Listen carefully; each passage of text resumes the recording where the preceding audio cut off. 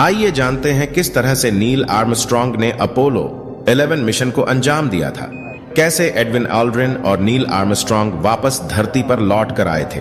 बात है 20 जुलाई 1969 की। अमेरिकी अंतरिक्ष एजेंसी नासा ने अपोलो 11 मिशन के तहत पहली बार चांद पर किसी मानव को भेजा था। इस मिशन के साथ ही नील आर्मस्ट्रांग चांद पर पहुंचने वाले पहले शख्स बन गए थे। 20 जुलाई 1969 को अपोलो लूनर मॉड्यूल ईगल को चांद की धरती पर उतरा था। आइए जानते हैं किस तरह से नील आर्मस्ट्रांग ने अपोलो 11 मिशन को अंजाम दिया था।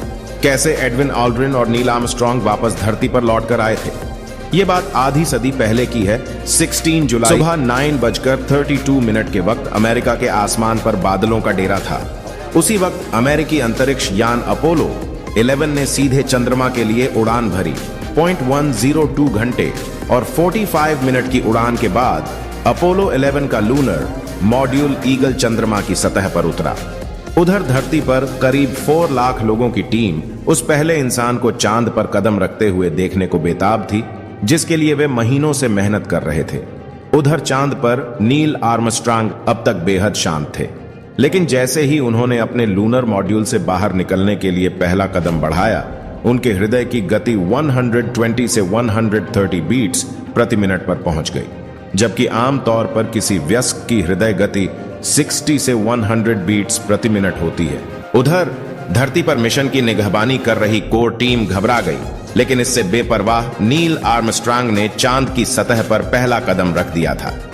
इसी के साथ चांद की सतह पर किसी मानव के कदम पड़ने का इतिहास रच दिया गया, और वो तारीख थी 20 जुलाई 1969, जब नील आर्मस्ट्रांग और उनके साथी एडविन ऑल्ड्रिन ने चांद की सतह पर कदम रखा। तब से लेकर अब तक 12 इंसान चांद पर अपने कदम के निशान छोड़ चुके हैं, लेकिन पहला मिशन तो फिर भी पहला ही होता है। बात 60 के दशक की शुरुआत की थी। अमेरिकी राष्ट्रपति जॉन एफ कैनेडी ने किसी अमेरिकी को चांद पर उतारने का सुनहरा सपना देखा। अमेरिका हर कीमत पर इस मिशन में सोवियत संघ से आगे निकलना चाहता था।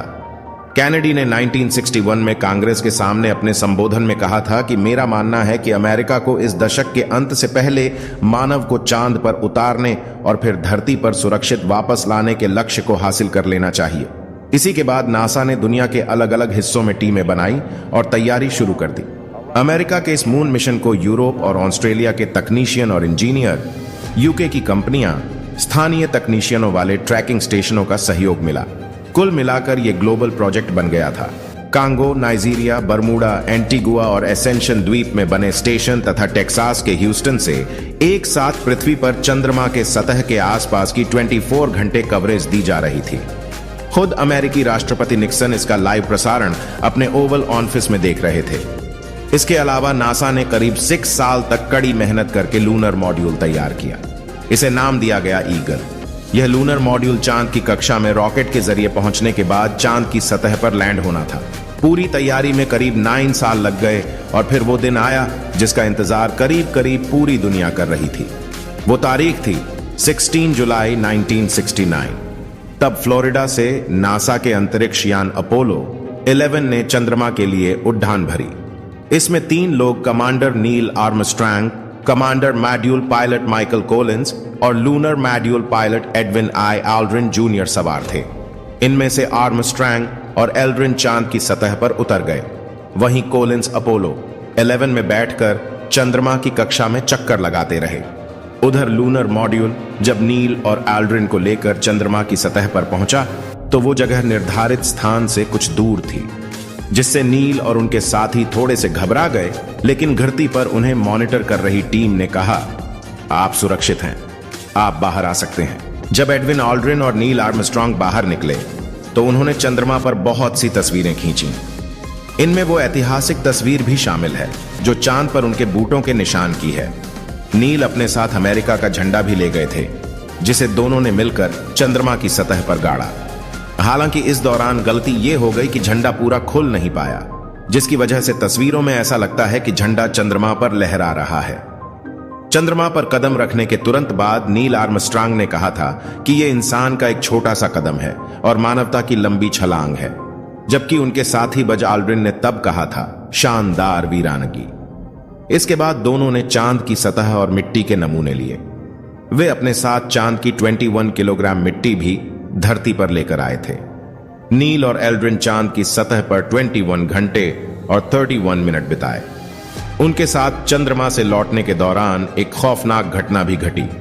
नील आर्मस्ट्रॉन्ग और एडविन ऑल्ड्रिन की गलती से लूनर मॉड्यूल में लगे एक स्विच टूट गया था, जो उन्हें चंद्रमा से वापस धरती पर सफलतापूर्वक लाने के लिए बेहद जरूरी था।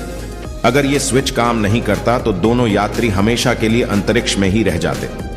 ऐसी स्थिति में ऑल्ड्रिन ने चतुराई दिखाते हुए एक बॉल टिप वाली कलम को उस छेद की जगह टिका दिया जहां स्विच था। दोनों ने उसी से स्विच का काम लिया और इससे अंतरिक्ष यान दोबारा चंद्रमा की सतह से उड़ान भरने में कामयाब हो पाया। 1972 में जीन कर्नन और हैरिसन श्मिट चंद्रमा पर गए। यहां अपोलो 11 मिशन की कहानी खत्म होती है, लेकिन हम आपको इससे संबंधित और जानकारी भी दे देते हैं। चांद पर अब तक सिर्फ 12 लोगों ने अपने कदम रखे हैं। आखिरी बार 1972 में जीन कर्नन और हैरिसन श्मिट अपोलो 17 से चंद्रमा पर गए थे। इसके बाद कोई भी इंसान चांद पर नहीं गया। हालांकि इसके बाद कई रोबोट्स चंद्रमा पर भेजे जा चुके हैं। आप लोग कमेंट करके जरूर बताएं कि वीडियो कैसी लगी। वीडियो अच्छी लगी हो तो वीडियो को लाइक करें और चैनल को सब्सक्राइब करें। धन्यवाद।